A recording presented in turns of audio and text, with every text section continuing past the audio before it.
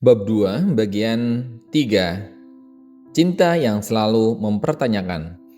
Kita sering mengira bahwa orang yang populer atau dicintai, banyak orang yang memiliki harga diri yang tinggi. Namun tidak sedikit artis terkenal yang mengalami depresi. Para artis yang mendapatkan perhatian dan cinta publik sesungguhnya kerap merasa cemas, kesepian, dan merasa tidak mendapatkan cinta yang tidak berhubungan dengan kepopulerannya. Mereka mencoba menutupi kekurangan dengan riasan dan sikap yang berlebihan, tetapi hal itu justru membuat bagian dalam dirinya semakin hancur. Kepercayaan dirinya berkurang perlahan-lahan dan membuatnya ragu akan ada orang yang mencintainya. Ia yakin bahwa orang yang baik dan tidak akan mungkin mencintainya, sehingga ia dengan mudah menerima cinta dari seseorang yang menurut banyak orang kurang baik. Cinta dan kelengketan. Orang-orang seperti ini akan lebih dulu curiga ketika ada orang baik yang mengaku cinta kepadanya.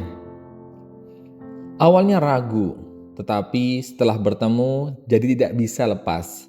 Beberapa orang meyakini bahwa ini bentuk cinta yang kuat, padahal sesungguhnya ini adalah bentuk keterikatan. Keterikatan adalah penyakit. Bagaimana tidak? Bagaimana tidak ada anak yang sabar ketika orang tua sakit menahun? Keterikatan akan membuat cinta yang kuat pun akhirnya pergi. Ketika cinta pergi akibat keterikatan, harga diri akan lebih jatuh. Tuh kan, pergi lagi. Memang dia tidak mencintaiku. Pikiran seperti ini mau tidak mau muncul dan membentuk lingkaran setan antara rasa rendah diri, keterikatan, sungguh sangat disayangkan. Dalam buku Musoyu karya Biksu Bobjong adalah kisah tentang bunga anggrek. Ia merasa dilimpahi kebahagiaan semenjak merawat satu pot bunga anggrek pemberian seseorang. Ia mengaku bahwa menyiram, menyinari, dan memperhatikannya menjadi kenikmatan yang tersendiri dalam keseharian. Namun, tak lama rasa cemas pun ikut menghampiri. Ia takut kalau bunga tersebut mati kekeringan atau membeku saat ia tidak di rumah. Rasa cemas yang sebelumnya tidak ada, kini pun akhirnya timbul. Orang yang pernah memelihara sesuatu seperti anjing atau bunga pasti memahami kisah sang biksu. Saat muncul rasa sayang terhadap sesuatu, rasa cemas juga akan tumbuh. Kita menyebut cinta apabila objeknya adalah manusia.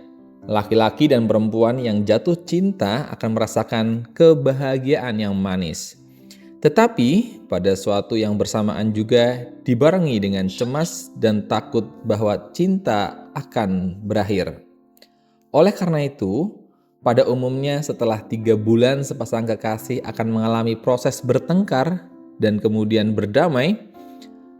Ada rasa marah-marah, berdamai lagi, bertengkar, berdamai lagi, cinta lagi. Proses itu pun terus berulang-ulang. Namun, orang yang kekurangan harga diri merasakan proses ini lebih keras daripada orang lain. Ia kesulitan memulai cinta, tetapi setelah memulai pun bertengkar lebih cepat, lebih parah, dan tidak mudah berdamai. Dalam proses ini, harga dirinya pun jatuh lebih dalam, sebab ia merasa dirinya begitu bodoh, sudah terikat dengan pasangannya, dan lebih pengecut setiap kali mencintai. Katanya cinta, tetapi kok begitu?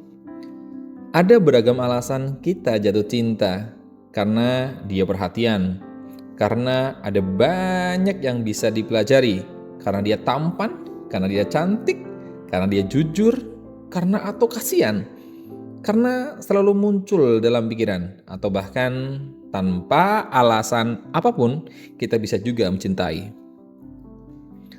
Di antara alasan tersebut, kita perlu memberi perhatian jika alasannya adalah karena dia mencintaiku. Kalimat ini mengandung mencintaiku adalah hal yang sangat luar biasa sebab orang lain tidak begitu. unik termasuk ke dalam emosi bernama cinta. Cinta karena cantik, berarti orang tersebut sangat cantik. Cinta karena uangnya banyak, berarti orang tersebut memiliki uang yang lebih banyak daripada orang lain. Maka cinta karena dia mencintaiku mengandung arti diri ini sebenarnya tidak layak dicintai dan hanya orang ini saja yang mencintaiku. Orang-orang yang harga dirinya sehat mempunyai anggapan bahwa aku layak dicintai. Jadi wajar saja kalau ada seseorang yang mencintaiku. Perasaan ini adalah pelindung yang penting untuk mempertahankan cinta. Sementara bagi orang yang lalai akan dinilai sebagai daya tarik cinta adalah sesuatu yang sangat sulit. Sepasang kekasih bertengkar karena adanya keraguan terhadap kalimat "ia mencintaiku". Alasan bisa berbagai macam, entah karena tidak ingat hari jadian, tidak tepat janji, atau tidak sering menelpon, tetapi kesimpulannya tetap satu, ia berbuat begitu karena cintanya sudah mendingin. Cekcok dimulai dengan ucapan, "Kalau kamu cinta aku, kamu bisa sekian lama tidak menelponku? Kalau kamu cinta aku, kenapa kamu bisa sebaik itu kepada cowok atau cewek lain? Atau kalau kamu cinta aku, kenapa kamu bisa lupa hari berharga kita?" Wah, buku ini sangat mendalam. Meskipun kata-katanya berbeda, tetapi maksudnya sama, yaitu memastikan kalimat "dia mencintaiku". Aku benar-benar mencintaimu, tapi aku juga tidak bisa menelponmu saat sedang sibuk. Kamu juga harusnya mengerti itu kan, kalau kamu memang benar-benar mencintaiku. Bila mereka terus berbantahan dan emosi meradang, maka akan segera berkembang menjadi pertengkaran. Beruntung jika itu pertengkaran yang ringan. Masalahnya, pertengkaran seperti ini selalu berulang dan membuat cinta diragukan secara fundamental. Ketika kita tidak yakin bahwa diri kita pantas dicintai, kita jadi meragukan orang lain. Memelihara sebatang rumput dan setangkai bunga saja memerlukan tenaga dan usaha, maka adalah orang yang mampu bertahan jika terus-terusan ditanyai, "Kamu cinta aku nggak sih?" Ya, sering itu ya, waktu anak-anak muda ini sering, "Kamu cinta aku nggak sih?" Oh ya, pertanyaan yang sangat fenomenal. Ucapan orang yang harga dirinya rendah atau menyimpan banyak makna, misalnya kata-kata "kenapa telat?" tidak hanya mengandung kejengkelan, tetapi juga ini mengandung ketidaknyamanan. "Kamu melanggar janji karena aku tidak berharga", bercampur juga dengan ketidakyakinan bahwa waktu masih tergila-gila. Tidak begitu, setelah tahu kondisiku yang sebenarnya, cintanya semakin dingin. Oleh karena itu, pertengkaran mereka mudah mengalir ke arah ekstrim. Sebab masalah yang harus diatasi semakin bertambah. Bukan hanya perihal keterlambatan, tetapi juga harus diyakini soal cintanya dan kelayakan untuk dicintai. Masalahnya, reaksi seperti ini sudah menghabiskan energi yang sangat besar, sehingga tidak cukup lagi untuk mengubah perilakunya atau menyesuaikan pendapatnya. Orang-orang dengan harga diri rendah juga tidak bisa memusatkan perhatian kepada kekasihnya selama berpacaran. Ia selalu terbayang hal-hal negatif sifat buruknya, penampilannya, lukanya, kekurangan cinta, dan sebagainya. Semua orang tahu bahwa itu bukan masalah pencintaan, melainkan masalah harga diri. Ada perbedaan dalam pertengkaran cinta. Berbeda halnya dengan orang yang harga dirinya sehat. Orang-orang yang menyadari bahwa dirinya patut dicintai tidak akan tenggelam terlalu lama dalam masalah ini. Meski terkadang mereka merasa kesal dan jengkel, mereka tetap yakin bahwa dirinya layak dicintai. Bila bertengkar pun, mereka hanya berfokus pada apa yang dilakukan pasangannya. Kemarahan mereka hanya pada fakta bahwa ponsel mati selama beberapa jam, bahwa ia kelayapan sehingga lewat tengah malam, atau bahwa ia sudah 2 kali terlambat. Setelah itu mereka segera berkonsentrasi untuk mencari solusinya. Orang yang harga dirinya sehat pun bisa merasa kesal dan marah. Mereka juga akan marah jika merasa diabaikan atau cintanya pelan-pelan mendingin. Namun, pertengkaran mereka biasanya tidak hebat. Mereka tidak mudah tersulut emosi secara berlebihan sehingga saling melukai secara mendalam. Mereka mampu menenangkan diri dan mencari apa untuk mengubah apa yang salah. Mereka mampu mengatakan apa yang diharapkan dari pasangannya agar bisa menenangkan dirinya. Mereka mencintai titik temu dengan mengubah diri dengan cara yang diinginkan pasangan sambil mengubah cara pasangan berekspresi. Cinta itu membutuhkan energi yang besar agar sepadan dengan besarnya kebahagiaan yang diperoleh. Energi tersebut harus dihemat dengan tidak memikirkan apakah ia sungguh-sungguh mencintaiku atau apakah aku layak dicintai. Lebih baik energi tersebut disimpan untuk menciptakan hubungan yang sehat.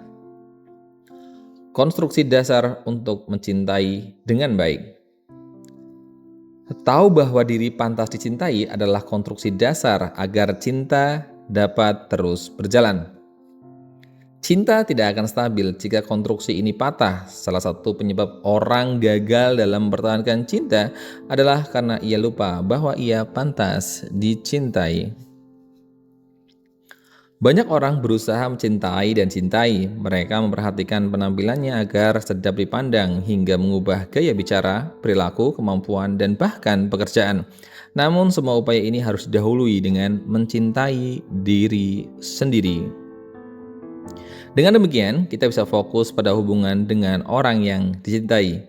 Jika keyakinan terhadap diri sendiri lemah, maka kita akan memikirkan diri saat harusnya memikirkan pasangan, dan begitu pula sebaliknya.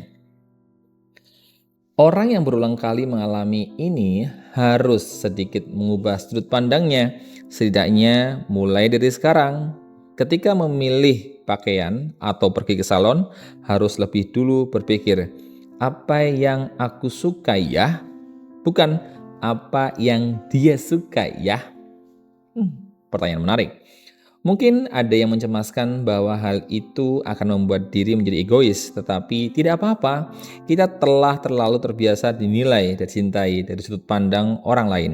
Kini saatnya bermurah hati pada diri sendiri dan menjadi independen. Ada beberapa kegiatan hari ini untuk meningkatkan harga diri. Pertama, memilih hadiah untuk diri sendiri. Hadiah merupakan sertifikat cinta. Wow, kata-kata yang indah terus terang dari saya, seorang trainer yang setelah membaca buku ini ya. Hadiah merupakan sertifikat cinta. Kita selalu ingin memberi hadiah saat sedang mencintai seseorang. Kita akan tersenyum sambil melihat hadiah dari sang kekasih dan berkata, dia beneran cinta sama aku, sungguh besar kekuatan hadiah. Mulai sekarang cobalah memberi hadiah pada diri sendiri. Pikirkan hadiah yang apa yang paling cocok bagi Anda dan hadiah apa yang paling membuat Anda bahagia. Saat Anda sudah menemukannya, berikanlah pujian. Bagus, kamu pandai juga memilih hadiah. Anda akan selangkah lebih maju dalam jalan mencintai diri sendiri. Mungkin banyak juga yang merasa bahwa tindakan ini penuh kepura-puraan atau tidak natural. Muncul resisten. Apa aku menerima hadiah? Atau benarkah ini akan membuatku mencintai diri sendiri? Padahal ini menjadi bukti pendukung bahwa Anda tidak peduli pada diri sendiri. Jika muncul antipati di hati, maka itu artinya Anda harus memperhatikan diri sendiri. Tutuplah mata, lalu pilih sebuah hadiah yang membuat hati Anda senang. Dilanjutkan dengan bab 2 bagian 4. Terima kasih.